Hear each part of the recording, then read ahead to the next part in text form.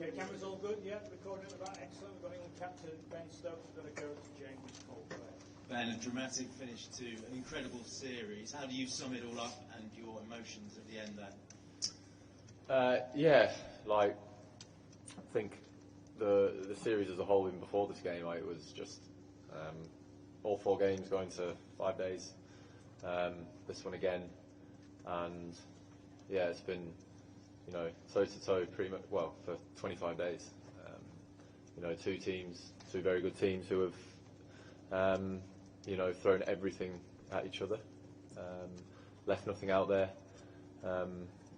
You know, so I guess from a cricket fan's point of view, you sort of go 2-2 is probably fair. Obviously, we're disappointed now to have not got the result that we wanted to give us a series win. So there's obviously that, you know, disappointment, a little bit of frustration there as well from everyone. But yeah, I think, you know, as a massive advocate of this format and Test cricket as a whole, this has certainly been one of those series that can hopefully keep that narrative around Test cricket as dying. And yeah, disappointed from obviously a playing point of view, but as a advocate of the game, this series has been fantastic to be part of. With Root and Brook batting yesterday, did you think you were going to get over the line? And what did you make of the nature of Brook's dismissal? Yeah, look, obviously 380 is obviously a you know, very large total to try and chase down. But as the game got deeper and deeper, the way that the wicket was playing completely changed from days 1 and days 2. So we knew that if, you know, any of our lads were to get in, then, you know, that was going to give us a good chance. Harry got us into that position by playing in a particular way, putting the Indian bowlers under immense pressure to take them away from being able to consistently bowl the areas that they wanted to bowl. I'm sure everyone was applauding him when he brought up his 100 in the way that he did. Some of the shots he played were unbelievable. So yeah, the dismissal and the way that he got out was a shot that we've seen a lot of him do in that innings, which I'm sure was getting a lot of praise. So yeah. Do you feel a stronger team off the back of this series as you look ahead to the Ashes? Have there been key lessons learned across this series in your point of view? No, I think we were in a nice, strong place coming into the series. I think from a team point of view, and certainly as an individual point of view, some guys will leave the series, you know, found out a lot more about themselves. You know, in particular this game, you know, with Chris Woakes going down early on with that unfortunate shoulder injury, then the responsibility and that fell on Gus, Tungy and Jamie's shoulders. You know, not only that, but obviously the roles completely changed by then as to why they were selected and the impact that we thought they would have on the game. They had to dig deep, in particular in our second innings of bowling. So look, I think there's a couple of guys who've left the series when they've been given the opportunities that they found out a lot more about themselves in a very, very positive way. And on Chris Woakes, you mentioned his bravery. A word on that, and also his chances of getting fit again in time for the winter in the Ashes. Yeah, unbelievable. But like, it was never going to be a question. I think for him to go out there, obviously he's in a lot of discomfort even running between the wickets there. But we've had guys go out. You know, Rishabh going out and batting with a broken foot. We've had Bash going out there bowling and batting, fielding with a broken finger. And then we've had Chris go out there today and try and get his team over the line with a quite recently dislocated shoulder. So, yeah, look, again, that just goes back to how much energy and effort's been put into the series by both teams. Yeah, everyone's left a lot out on the grounds for the countries this series, definitely. I think he's still be waiting to see a specialist. Obviously, don't get that chance when you know, a game's going on, so you know, that won't be known till later. Rory, go ahead. Obviously, you've said a few times this summer it's been eyes on this series this summer, not the Ashes. Do you think with the rivalry that has emerged between these two groups of players and some of the moments we've seen, is England India as big as the Ashes now? And going forward, do you think that it'll be seen that way? I think it's always been, a very big rivalry, India-England. It obviously just doesn't have that Ashes attachment to it. But no, this series has always been big. I don't think that will change. And just how have you, I know you've had a few matches last year, same, but how have you felt this week seeing such a nerve-wracking game and sort of having to sit up there and watch rather than do your thing and get involved? Yeah, watching when you can't participate or do anything about it is obviously a lot different. You sit there and you're always in the back of your mind, you go, I wonder if I could have done anything, but I obviously can't because I wasn't out there. So yeah, it's obviously a different point of view, different perspective from not being able to be out there. Yeah, I thought the lads, not only that, but with Woakes' injury as well, the way that they had to, adapt to that, situation, which happened in half a second for a shoulder to pop out, everything just completely changed for us there. So the way that they reacted and bounced back to that, I thought was outstanding. Will, and then we'll go Red Sports here at the front. Go ahead, Will. Ben, given how much needs to change in your team when you sit out, are you worried that your team are too reliant on you, if you know what I mean? Especially given the heights you managed to get back to with the ball this summer? No.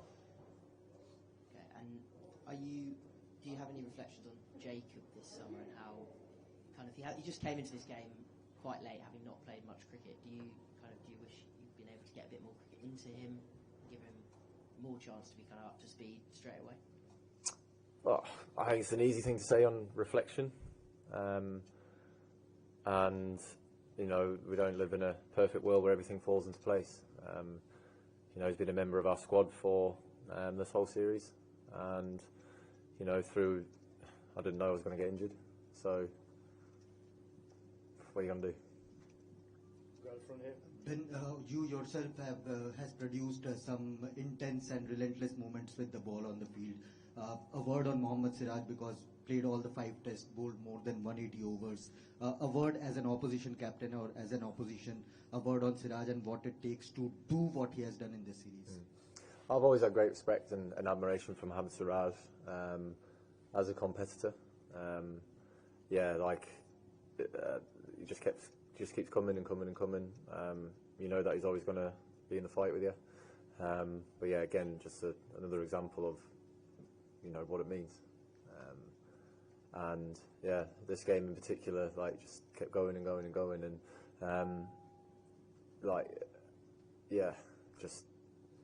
oppositions and all that kind of stuff. I've always had a lot of admiration and respect for the way that Mohammad Siraj goes about his cricket and what he does and how he takes it on. So yeah, fair play to him. So our left will go Stefan and then Mel. Go ahead, Stefan. Do you know any further what you'll be doing over the next few weeks? Is it literally just doing nothing to get that shoulder fixed, or is there anything specific you have to do to get right for Perth? You'll see me knocking about the 100, not in a playing way. I obviously had to make a decision back in January if I was going to participate in the comp, but I had to make that 3 days after my hamstring surgery when I was sat on a brace on my sofa, so I was like, nah, probably not going to play. But yeah, I said I'd still like to somehow be a part of it, and so yeah, I'll be milling about a bit there. I won't have a notebook or pen like some other people might, but yeah, I said that I would come and give my time to the team then, so I'll be cracking off my rehab and milling about there. Is that just supportive role for the Superchargers for Andrew Flintoff and Harry? Yeah, pretty much. And during your last period of rehab at the start of the year, I think you were able to sort of go away and give quite a lot of thought to the way you wanted the team to go this summer. And you've always said to us, look, you're just looking at this series, you'll wonder about the Ashes later. Now the Ashes is your next Test match. In this period, how much thought would you given to that, and how easy is it to keep out the outside noise that might be coming from down under? Yeah, look, we've got some lads members of this team who've got some other responsibilities to fulfil with the 100 coming up and the couple of one-day series we've got before that. For me, obviously, I don't have to concentrate on that. So yeah, look, we've got, November, I think, or something like that, we fly out there. So got a lot of time between now and then to build on all the kind of stuff that we've been speaking about before the series started. One each going forward. We'll go Mel, Chris, and Mike.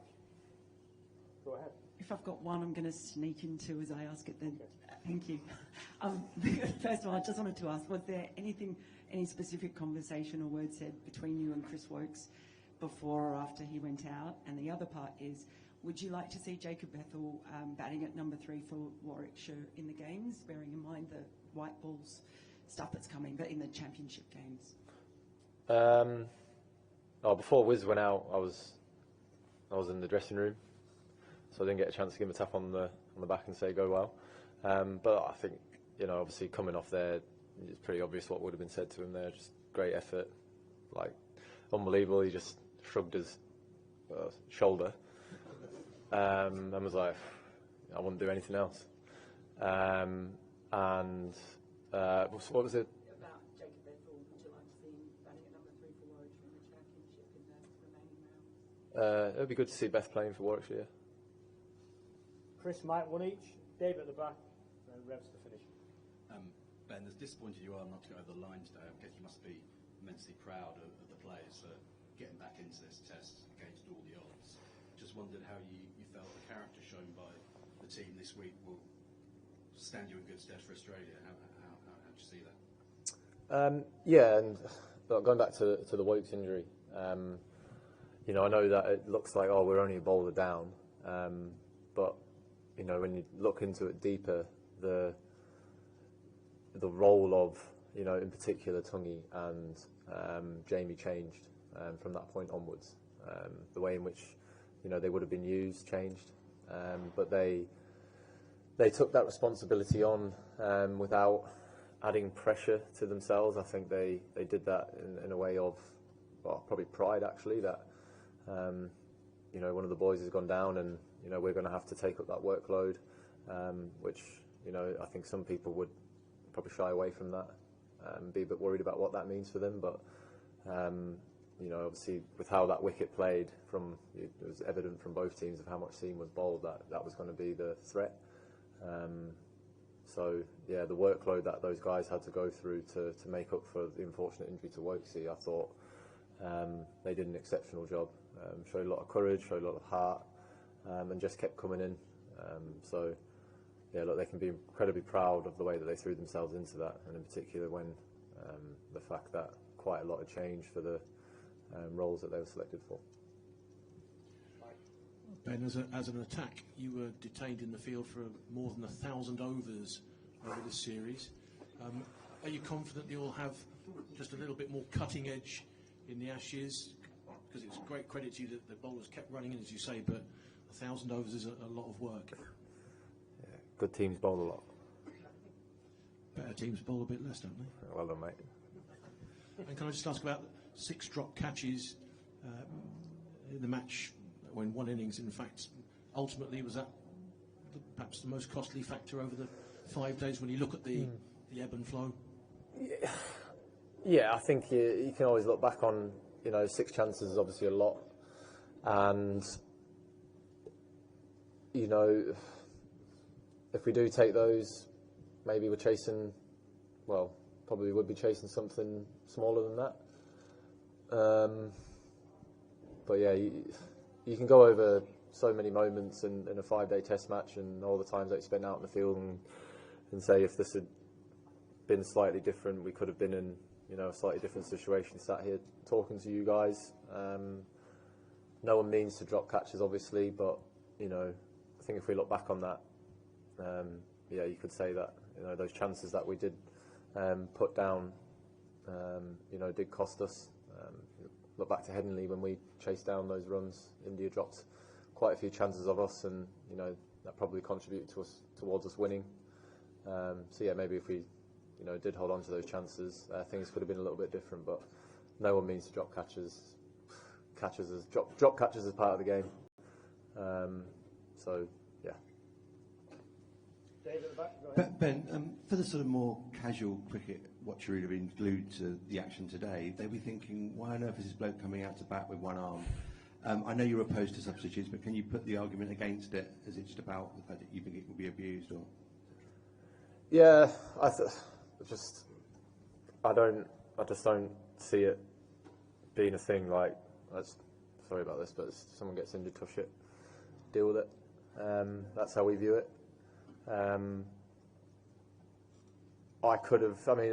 was saying I could have gone into this game, knowing I had a sore shoulder, and gone, I'll give it a go, and hopefully I'll come through. But if I don't, I know I've got someone else who can come in and replace me.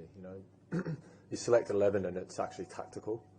So I feel like that there is that room where you could actually manipulate it a bit. The injury that I did have ruled me out of this game.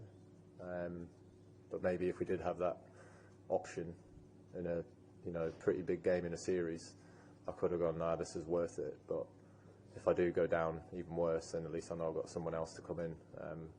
Part of that was I can't risk doing this because long term, but also if I go down in this game, then that completely ruins the whole makeup of the team. So I'm still heavily against it. Just sod's law that this had to happen the week after I said it, wasn't it? But my view has not changed. And last one here to finish.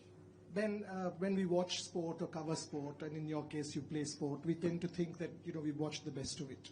This is perhaps the best that we've seen, and then sport tells us that there is a lesson bigger than that, and that's why it's real, not real. Where will you rate this particular series in everything that you've played, seen, and because in our case we would rate it at the very top. Where would you rate it as the leader of your team? It's been a pretty special one to be a part of. It's been full of ups and downs, ebbs and flows throughout the whole, throughout every game. India been in control, we've been in control, then it's gone back to them, then it's come back to us. So, to be a part of it and be able to experience 5 games like this has been pretty special. We had a similar situation here in 23 with the Ashes, where we had to come here and win the game, and that again was another special series to be a part of. That was 2-2, this was 2-2, so it's been awesome to be a part of. Obviously there is still that disappointment, but as